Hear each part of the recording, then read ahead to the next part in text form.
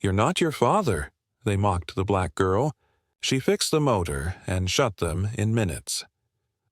The morning sun struggled to pierce through the grimy windows of Peterson Motors, casting long shadows across the workshop floor where 15-year-old Jasmine Williams stood clutching her acceptance letter. Her heart hammered against her ribs as she watched the mechanics and engineers move around the space with practiced confidence.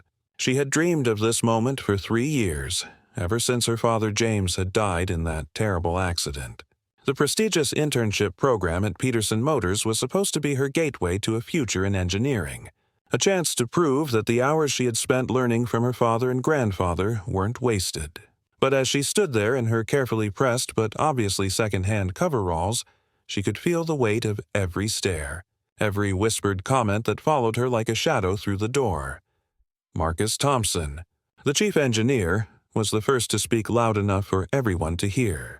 His voice carried across the workshop floor with deliberate cruelty as he examined her application papers with theatrical disgust. "Another diversity hire," he muttered, though his voice was anything but quiet. "Tell me something, young lady. Do you even know what a torque wrench looks like? Or are you here just so the company can take some photos for their website and pretend they care about the community?" The words hit Jasmine like physical blows, but she kept her chin up, her hands steady at her sides. She had faced worse in her neighborhood, where being a girl interested in cars made her an oddity, where people told her daily that she would never amount to anything more than what her zip code predicted. But this was different. This was the place where she was supposed to prove them all wrong, and instead, she found herself facing the same prejudice wrapped in professional clothing. Dr. Rebecca Morrison, the program director who had interviewed Jasmine months ago, shifted uncomfortably in her position near the office door. She had seen something special in this young girl during the selection process, had watched her correctly diagnose engine problems just by listening to audio recordings, had been impressed by her theoretical knowledge despite never having formal training. But now, watching Marcus Thompson circle Jasmine like a predator stalking prey, she felt powerless to intervene. The politics of Peterson Motors were complicated, and Thompson held significant sway over the technical departments. "Marcus," she tried tentatively, "perhaps we should give Miss Williams a chance to settle in before making any judgments." Thompson's laugh was sharp and bitter as he turned to face Morrison. "Settle in? Rebecca, this isn't a daycare center. This is a professional workshop where we work on engines worth more than most people's annual salaries. One mistake, one moment of incompetence, and we're looking at catastrophic damage. You want me to risk that for your little social experiment?" The other engineers in the workshop had gradually stopped their work, drawn to the unfolding drama like moths to a flame. David Chen, a younger engineer who had only been with the company for 2 years, looked distinctly uncomfortable but said nothing. Robert Martinez busied himself with paperwork, avoiding eye contact with anyone. Paul Wilson, Thompson's longtime friend and colleague, actually chuckled at his boss's comments, adding fuel to the fire. "Maybe she can help organize the tool cabinet," Wilson suggested with mock helpfulness. "That's probably more her speed." Jasmine's fingers curled into fists at her sides, but she forced them to relax. Her grandfather's words echoed in her mind. "Never let them see you break, baby girl. Your strength isn't in your fists, but in your knowledge. Let your work speak louder than their ignorance." Old Samuel Williams had been fixing cars for 50 years, had taught both her father and then her everything about engines, transmissions, and the soul of machines. He was too old now to work full-time, his arthritis making it impossible to handle the intricate work, but his mind remained sharp as ever. Thompson wasn't finished with his performance. He walked over to a covered engine in the corner of the workshop, pulling off the tarp with a flourish to reveal a partially dismantled Ford Mustang engine from 1987. "You know what, Miss Williams? Since you're here to learn, let's make this educational for everyone. This beauty has been giving us trouble for 2 weeks now. Fuel injection system is completely shot, timing is off, and there's an intermittent electrical fault that we haven't been able to trace. My best guys have spent hours on it without success." He gestured grandly toward the engine like a game show host revealing a prize. "Why don't you take a look? Show us what they taught you in whatever backyard garage you learned in. Who knows, Maybe you'll accidentally touch the right wire and teach us all something." The mockery in his voice was unmistakable, and several engineers snickered. It was clearly a trap, a hazing ritual designed to humiliate and break her spirit on her very first day. Jerry, Thompson's assistant, wheeled the engine stand closer to where Jasmine stood, positioning it under the harsh workshop lights. The engine looked like a metal puzzle with half its pieces missing or disconnected, wires hanging loose like dead snakes, and components scattered on the nearby workbench. "Go ahead," Thompson encouraged with false sweetness. "Take your time. We've got all day to watch this. Educational experience." Dr. Morrison stepped forward, her face flushed with anger. "This is completely inappropriate, Marcus. She's here to learn through structured training, not to be thrown into an impossible situation on her first day." Thompson raised his hands in mock surrender. "I'm just giving her a chance to show us what she's got. Isn't that what your program is all about? Opportunity. Besides, if she can't handle a little pressure on day one, how's she going to survive in the real world?" The real world. Jasmine almost laughed at the phrase, as if growing up in a single-parent household after losing her father, helping her mother work 3 jobs to keep food on the table, and spending every free moment learning from her grandfather while kids her age were playing video games wasn't the real world. Jasmine stepped toward the engine, and something shifted in her demeanor. The nervous teenager who had walked through the door 30 minutes ago seemed to fade away, replaced by someone who moved with quiet purpose. She circled the engine slowly, her eyes taking in every detail, every connection, every worn part. Her fingers traced the air above components without touching them, as if she could feel the ghost of the engine's problems. "May I?" she asked quietly, gesturing toward the tool cabinet. Thompson waved dismissively. "By all means. Try not to break anything more than it already is." As Jasmine selected her tools, her mind drifted to a similar moment 3 years ago. Her father had brought home an engine in even worse condition, a lost cause according to the shop that had given up on it. They had spent the entire weekend working on it together, her small hands following his larger ones, learning the rhythm of diagnosis and repair. "The engine will tell you what's wrong if you know how to listen," he had said, his voice gentle and patient. "Every problem leaves clues, like breadcrumbs leading you home." She began her examination methodically, checking connections that the other engineers had probably checked dozens of times. But there was something different in her approach. Where they had been systematic, she was intuitive.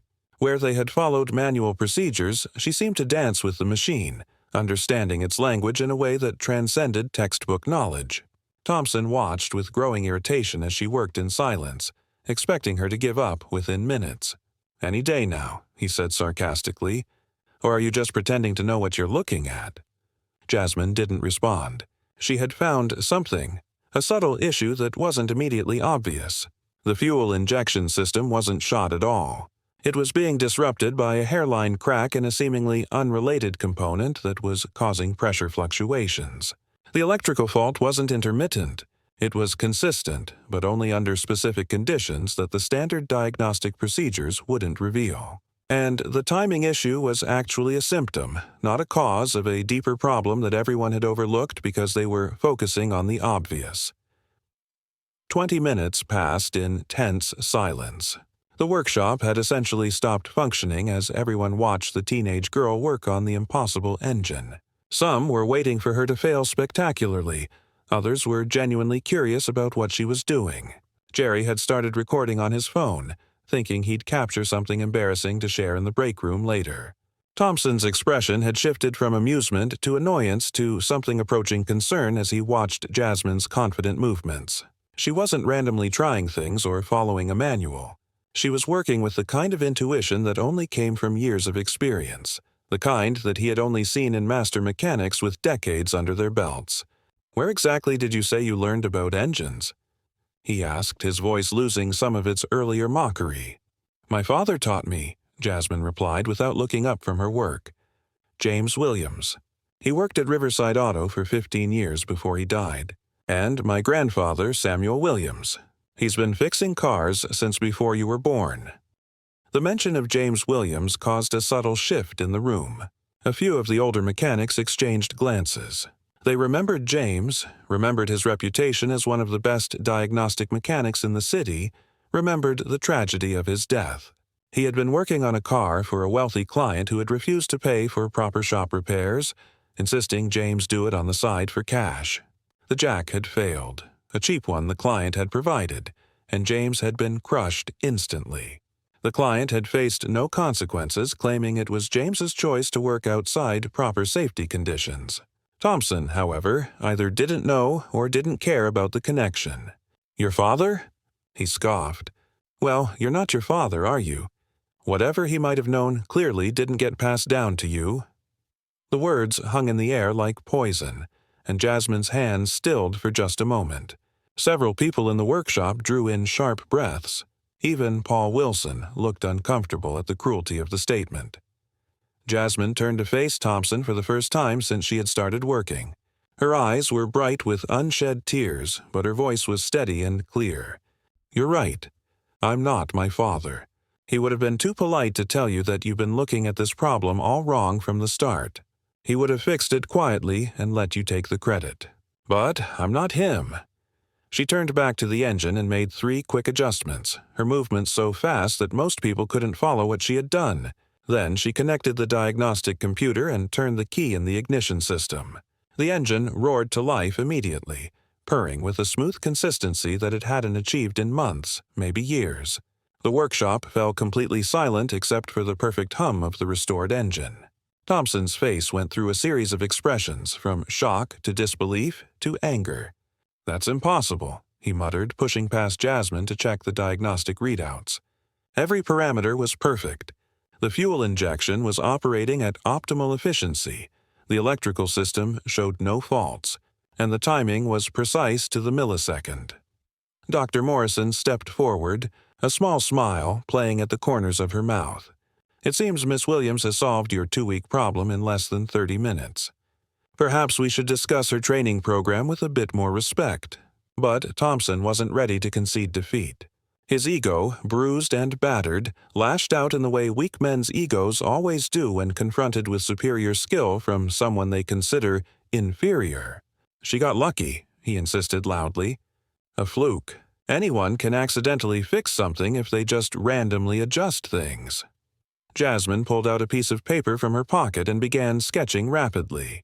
Within moments, she had drawn a detailed diagram of the engine, marking every problem she had found and how they interconnected. The hairline crack in the secondary fuel pressure regulator was causing inconsistent pressure that mimicked a failed injection system, she explained calmly, her voice carrying the authority of someone who knew exactly what they were talking about.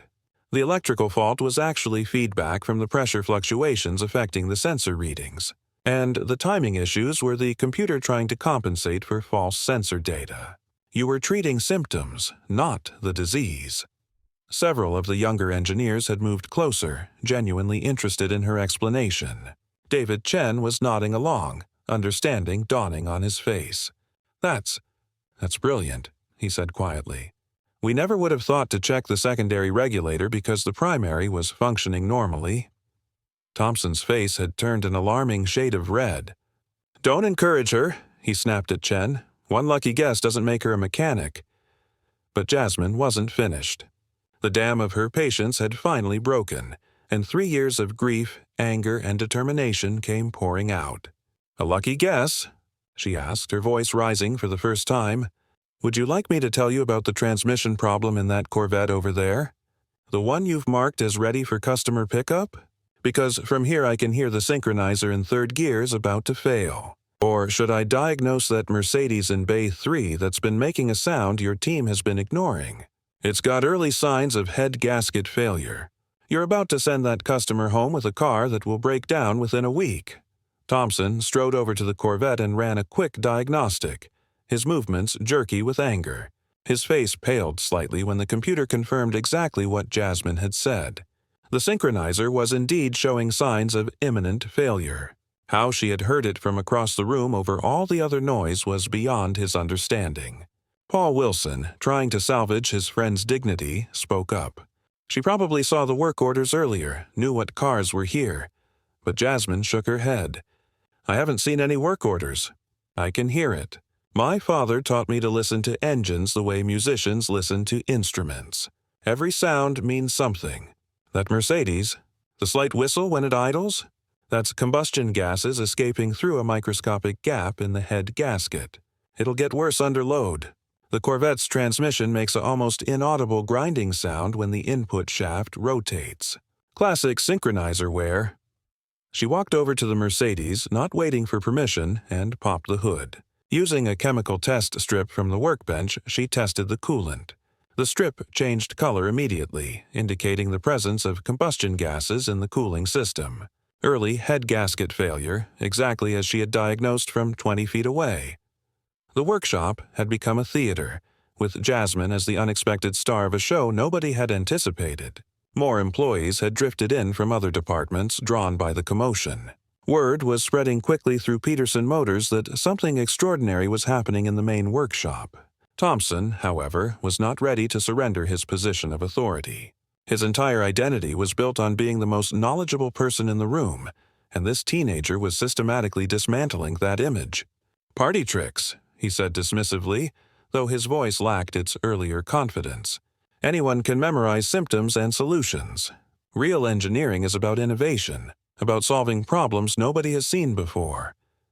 Jasmine turned to face him fully, and for a moment everyone could see her father in her, the same quiet dignity, the same unshakable confidence in her abilities. "Then give me a real problem," she challenged.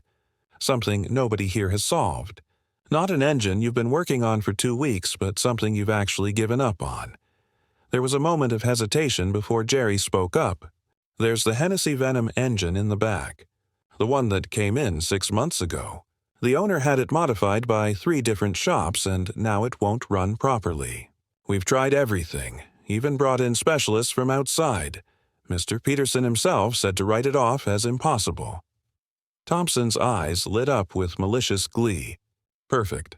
Yes, let's see how our prodigy handles a real challenge. Jerry, bring it out." The engine that was wheeled out was a monster, a heavily modified power plant that looked like it had been through a war. Multiple aftermarket modifications had been layered on top of each other, creating a mechanical puzzle that would challenge even the most experienced engineers. "This engine has been modified with parts from different manufacturers, none of whom will share their specifications," Thompson explained, his confidence returning. 3 different engine management systems have been partially integrated, and there's custom fabrication throughout. We estimate it would take a team of engineers with full manufacturer support at least a month to even map out what's been done, let alone fix it. Jasmine walked around the engine slowly, her expression thoughtful. She ran her fingers along the custom welds, examined the non-standard connections, and studied the chaos of wires and components that looked like mechanical spaghetti. Then she did something unexpected. She sat down on the floor, closed her eyes, and asked Jerry to start the engine. The sound that emerged was horrible, a cacophony of misfires, grinding, and mechanical distress that made everyone wince. But Jasmine sat perfectly still, her head tilted slightly, listening with an intensity that was almost meditation-like. After 30 seconds, she raised her hand and Jerry killed the engine. "The 3 management systems aren't fighting each other," she said quietly, standing up and dusting off her coveralls. "They're creating a feedback loop. Each one is trying to correct what it thinks are errors from the others. The engine isn't broken. It's confused." She began working with a speed and precision that was mesmerizing to watch, disconnecting certain connections while leaving others, essentially creating a hierarchy among the 3 systems. "What are you doing?" David Chen asked, genuinely fascinated. She's making them talk to each other sequentially instead of simultaneously," Robert Martinez said, understanding dawning on his face. "Instead of 3 systems trying to control the engine at once, she's making them take turns." Jasmine nodded without looking up. "Exactly. The first system handles idle and low RPM. The second takes over for mid-range performance, and the third manages high RPM operations. They hand off control like relay runners passing a baton." It was brilliant in its simplicity, a solution that none of them had considered because they were too focused on making the systems work together rather than finding a way for them to coexist. Within an hour, she had rewired the entire management system, creating a custom solution that shouldn't have worked according to any manual but made perfect sense when you understood the fundamental principles involved. When she finally started the engine again, it purred like a perfectly tuned orchestra, each component singing in harmony. The power output readings on the diagnostic computer showed numbers that exceeded even the original specifications. The engine wasn't just fixed, it was better than it had ever been. The workshop erupted in spontaneous applause, led by David Chen and soon joined by most of the other employees. Even Robert Martinez was clapping slowly, shaking his head in amazement. Dr. Morrison was beaming with pride, vindicated in her decision to bring Jasmine into the program. But Thompson stood frozen, his world crumbling around him. Everything he believed about merit, about superiority, about the natural order of things was being challenged by a 15-year-old girl who had learned her craft in a backyard garage. "How?" he asked finally, his voice barely above a whisper. Jasmine looked at him with something that might have been pity. "My father taught me that engines don't care about your skin color, your age, or your gender. They only care if you understand them. You've spent so much time looking down on people like me that you forgot to look at the engines themselves. You fix machines with your ego instead of your ears. That's why you couldn't solve these problems." The truth of her words hit everyone in the workshop like a physical force. Thompson had always been technically competent, but his arrogance had made him rigid, unable to think outside the boxes he had created for himself and others. He had been so busy maintaining his superiority that he had stopped truly learning, stopped listening, stopped growing. Mr. Peterson himself appeared in the doorway, having been alerted to the commotion by his secretary. He was an older man, silver-haired and distinguished, who had built the company from a single garage to a multi-million-dollar operation. He took in the scene, the running Hennessy engine, the crowd of employees, Thompson's devastated expression, and Jasmine standing calmly in the center of it all. Would someone like to explain what's happening here? His voice was neutral, but his eyes were sharp, missing nothing. Dr. Morrison stepped forward, but Jasmine spoke first. "Mr. Peterson, your chief engineer was testing my abilities. I've repaired 3 engines that your team couldn't fix, including the Hennessy Venom that's been here for 6 months. Peterson walked over to the Hennessy engine, examining the diagnostic readouts with practiced eyes. His eyebrows rose incrementally as he processed the numbers. "This is remarkable work. Who taught you to think about engine management systems this way?" "My father, James Williams, and my grandfather, Samuel Williams," Jasmine replied with quiet pride. "They taught me that machines are honest. They don't lie or pretend. If something's wrong, they tell you. You just have to know how to listen." Peterson's expression softened slightly. "I remember James. He did some work for me personally years ago. Brilliant mechanic. Tragic loss." He turned to Thompson, his expression hardening again. "Marcus, I'd like to see you in my office. Now." As Thompson walked away, his shoulders slumped in defeat, Peterson turned back to Jasmine. "Young lady, I think we need to discuss your future here at Peterson Motors. Dr. Morrison, please bring Miss Williams to my office after Marcus and I have finished our conversation." The crowd began to disperse, but not before many of the employees stopped to shake Jasmine's hand or offer words of encouragement. David Chen lingered the longest. "That was incredible," he said earnestly. "I've been here 2 years and I've never seen anything like that. Would you be willing to teach me how you diagnose that Mercedes just by sound?" Jasmine smiled, the first genuine smile she had shown since walking through the doors. "My grandfather always says that knowledge shared is knowledge doubled. I'd be happy to show you." As the workshop returned to normal operations, Jasmine found herself standing alone for a moment near the perfectly running Hennessy engine. She placed her hand on its warm surface and whispered, "That was for you, Dad. I hope I made you proud." Dr. Morrison approached her, tears glistening in her eyes. "Jasmine, what you did today, it was about more than fixing engines, wasn't it?" Jasmine nodded slowly. "They needed to see that we're not diversity hires or quotas or charity cases. We're engineers, mechanics, problem solvers. My father died because someone thought he was worth less than the cost of a proper repair shop. I won't let anyone make me feel worthless in a place where I know I belong. The conversation in Mr. Peterson's office with Thompson was brief but decisive. Thompson emerged 15 minutes later, his face pale, and went straight to his desk to begin packing his personal items. Word spread quickly that he had been demoted from chief engineer to junior consultant, effectively a face-saving way of forcing him to resign. His position would be restructured, with a new emphasis on collaborative leadership rather than authoritarian management. When Jasmine was called into Peterson's office, she found him standing by the window, looking out at the workshop floor below. "Miss Williams, I've built this company on the principle that talent should be recognized and nurtured regardless of where it comes from. Somewhere along the way, I allowed that principle to be corrupted by people who confused privilege with ability. What you demonstrated today wasn't just mechanical skill. It was courage, dignity, and a level of expertise that many engineers never achieve in their entire careers." He turned to face her, his expression serious but kind. "I'm offering you a full scholarship to any engineering school of your choice when you graduate high school. All expenses paid by Peterson Motors. In the meantime, I want you to continue in our internship program, but not as a regular intern. You'll be our junior consultant, working directly with our senior engineers on our most challenging projects. The pay will be commensurate with your skills, not your age."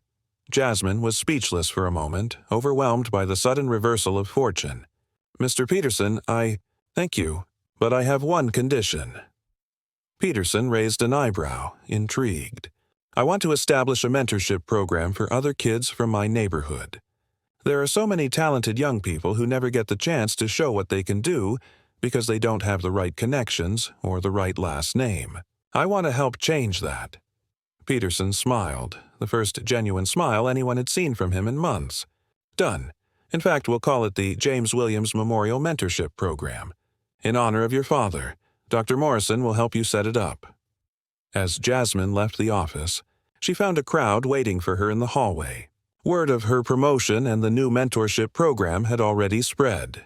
David Chen started a round of applause that was quickly picked up by everyone present, even some who had laughed at Thompson's jokes just hours earlier. Later that evening, Jasmine sat in her grandfather's small workshop, recounting the day's events while he worked on an old transmission with his arthritis-gnarled hands. Samuel Williams listened quietly, occasionally nodding or grunting in approval. When she finished, he set down his tools and looked at her with eyes that held decades of wisdom and pain. "Your father would have been proud, baby girl. Not because you showed them up or got promoted, but because you stayed true to yourself. You didn't let their hate make you hateful. You let your work speak for itself." He paused, choosing his words carefully. "But remember, today was just one battle. The war for respect, for equality, for recognition, that's a long war. There will be other Marcus Thompsons, other people who will try to make you feel like you don't belong. And each time you'll have to prove yourself all over again." Jasmine nodded, understanding the weight of his words. "I know, Grandpa, but today showed me something important.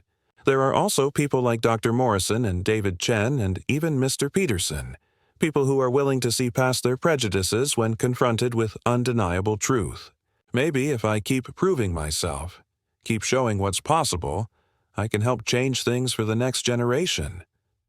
Samuel smiled, his weathered face creasing into well-worn lines. "That's the spirit that'll carry you far. Your daddy always said you were special, that you had a gift not just for understanding machines but for understanding people too. Today, you used both gifts." He pulled out an old worn photograph from his wallet, showing a young James Williams standing next to a beautifully restored engine, his smile bright and proud. "He started teaching you when you were just 5 years old, remember? You could barely hold a wrench, but you insisted on helping. He'd be so proud to know that his little girl stood up in front of all those educated folks and showed them what a Williams can do." The next few weeks at Peterson Motors were transformative. Not just for Jasmine, but for the entire company culture. The story of what had happened in the workshop spread throughout the industry, and Peterson Motors found itself under scrutiny for its hiring practices and workplace culture. Mr. Peterson used the attention to announce a complete overhaul of company policies, with new emphasis on merit-based evaluation and zero tolerance for discrimination. Jasmine threw herself into her work with passion and dedication. Every day brought new challenges, engines with problems that seemed impossible, custom builds that required innovative solutions, diagnostic puzzles that tested the limits of her abilities. But she was no longer facing these challenges alone. A small group of engineers, led by David Chen, had formed around her, eager to learn her intuitive approach to problem-solving. The James Williams Memorial Mentorship Program launched 6 weeks after that first day, with 15 young people from underprivileged backgrounds selected for the inaugural class. Jasmine insisted on being part of the selection committee, looking for the spark of genuine interest and hidden talent that traditional metrics might miss. She found it in unexpected places. A young Latino boy who had been fixing appliances since he was 8, a Vietnamese girl who had taught herself electrical engineering from YouTube videos, a white kid from the trailer park who could diagnose problems in agricultural equipment by sound alone. The program was structured to provide not just technical training, but also the soft skills needed to navigate professional environments, the kind of knowledge that Jasmine had to learn through trial by fire. Marcus Thompson's departure created ripples throughout the company. Some of his supporters left with him, unable to accept the new reality. But many others, freed from his toxic influence, began to show their true colors. Robert Martinez, who had remained silent during that first confrontation, approached Jasmine one day with an apology. "I should have spoken up," he said, unable to meet her eyes. "I knew what Marcus was doing was wrong, but I was afraid for my job, my position. That was cowardice, and I'm sorry." Jasmine accepted his apology with grace, understanding that institutional change required not just heroes, but also the conversion of bystanders into allies. Martinez became one of the program's most dedicated mentors, working especially well with kids who, like him, came from immigrant families struggling to find their place in American society. 3 months into her internship, Jasmine faced her biggest challenge yet. A Formula One racing team had brought in an experimental engine that had suffered catastrophic failure during testing. The engine represented millions of dollars in development and held proprietary technology that could revolutionize racing. Every specialist they had consulted had declared it unsalvageable, but Mr. Peterson wanted Jasmine to take a look, partly as a test of her abilities, but mostly because he had begun to trust her judgment implicitly. The engine was unlike anything Jasmine had ever seen, built with exotic materials and tolerances measured in fractions of millimeters. The failure had been so complete that identifying the original cause seemed impossible. The racing team's engineers were skeptical that a teenage intern could succeed where they had failed, but they were desperate enough to try anything. Jasmine spent 3 days just studying the engine, not touching anything, just observing and listening. She had Jerry run countless diagnostic tests, gathering data that seemed random to everyone else but was forming a pattern in her mind. On the 4th day, she called everyone together for her diagnosis. The failure wasn't mechanical, she announced to the assembled group of Peterson Motors engineers and Formula One specialists. It was harmonic. The engine was destroying itself through resonance at specific RPMs. The exotic materials you used have different harmonic properties than traditional materials. At certain frequencies, they were amplifying vibrations instead of dampening them. It's like an opera singer shattering a wine glass, but with metal instead of crystal. The solution she proposed was elegantly simple: strategic placement of harmonic dampeners at key points throughout the engine, using materials specifically chosen to counteract the problematic frequencies. It would require precise calculation and custom fabrication, but it would work. The Formula One engineers were initially skeptical, but as Jasmine walked them through the mathematics and showed them the data patterns she had identified, their skepticism turned to amazement. One of them, an older British engineer named Sir Reginald Worthington, shook his head in disbelief. "We've got PhDs from MIT and Oxford on our team, and none of them saw this." "How did you?" Jasmine thought for a moment before answering. "Maybe because I learned from mechanics who couldn't afford to replace parts when they broke. My father and grandfather had to understand why things failed so they could prevent it from happening again. When you don't have unlimited resources, you learn to listen more carefully." The repair took 2 weeks of intensive work, But when the engine was finally tested, it performed beyond even its original specifications. The Formula One team offered Jasmine a position on their development team, but she politely declined. "I've got work to do here first," she said. "There are kids in my neighborhood who need to see that someone like them can make it. I can't leave until that job is done." 6 months after that first day, Peterson Motors held its annual company meeting. Mr. Peterson stood before the assembled employees to deliver his state of the company address. The numbers were impressive, profits up, customer satisfaction at an all-time high, and a waiting list for their services that stretched 3 months out. But the real triumph, he said, was in the transformation of company culture. 6 months ago, we were confronted with an ugly truth about ourselves, he said, his voice carrying across the auditorium. We had allowed prejudice and arrogance to blind us to talent and innovation. It took a 15-year-old girl with more courage than most of us will ever possess to open our eyes. Jasmine Williams didn't just fix our engines.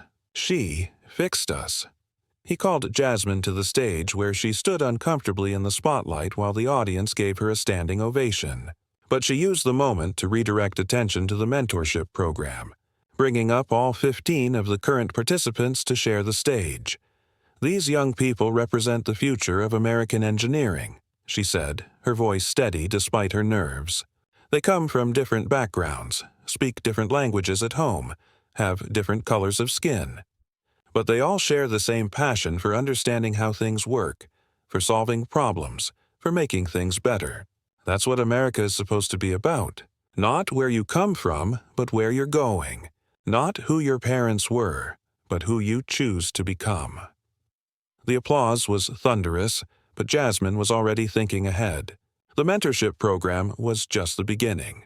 She had plans for a full technical school in her neighborhood, funded by partnerships with companies like Peterson Motors. She wanted to create a pipeline of talent that would transform not just individual lives, but entire communities. As the meeting ended and people filed out, Jasmine found herself standing with Dr. Morrison, looking out at the workshop floor where her journey had begun. "Do you ever think about what would have happened if Thompson hadn't challenged you that first day?" Morrison asked. Jasmine considered the question carefully. "He thought he was breaking me, but he actually freed me. If he had just ignored me or given me menial tasks, I might have gone through the entire internship without ever showing what I could do. His cruelty became my opportunity. I don't thank him for it, but I recognize that sometimes our biggest obstacles become our greatest catalysts." Morrison nodded thoughtfully. "You've changed this place, Jasmine. Not just the policies or the programs, but the spirit of it. People believe in something bigger now." A year later, on the anniversary of her first day, Jasmine stood in the same spot where Marcus Thompson had tried to humiliate her. But now she wasn't alone. She was surrounded by the second cohort of mentorship program participants, 30 young people from diverse backgrounds, all eager to prove themselves. The workshop had been redesigned to include a dedicated training area for the program, with state-of-the-art diagnostic equipment and engines specifically set aside for learning. The walls were decorated with photos of successful graduates and a large portrait of James Williams, taken in his prime, working on an engine with a young Jasmine by his side. Thompson's name had been erased from company history, but not the lesson his actions had taught. Every new employee heard the story of that first day, not as company gossip, but as part of official orientation, a reminder of how prejudice could blind them to excellence and how courage could overcome institutional bias. Jasmine had just turned 17, but she carried herself with the confidence of someone much older. She had been accepted early admission to MIT with a full scholarship, partly from Peterson Motors and partly from the Formula One team that still hoped to recruit her eventually. But she had deferred for a year, wanting to see the mentorship program through its crucial second year. She had also been working on something special, a new type of diagnostic system that combined traditional mechanical knowledge with artificial intelligence, designed to help mechanics in underfunded shops compete with high-tech facilities. The patent application was already filed, with proceeds designated for expanding the mentorship program. Standing before the new cohort, Jasmine began,